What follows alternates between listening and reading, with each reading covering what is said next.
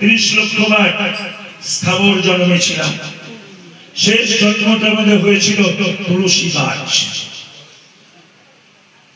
আমরা 20 লক্ষ বার পশু জন্মেছিলাম। শেষ জন্মটা হয়েছিল গাভী, গোমাতা। আমরা 9 লক্ষ বার জলের মধ্যে ছিলাম। শেষ জন্মটা হয়েছিল শঙ্খ। আমরা 10 লক্ষ বার কৃমি কীটের মাঝখানে ছিলাম। শেষ জন্মটা হয়েছিল বজ্রকীট। এই জন্মটা আমাদের হয়েছিল। 11 লক্ষ বার পাখি ছিলাম। শেষ জন্মটা হয়েছিল ময়ূর।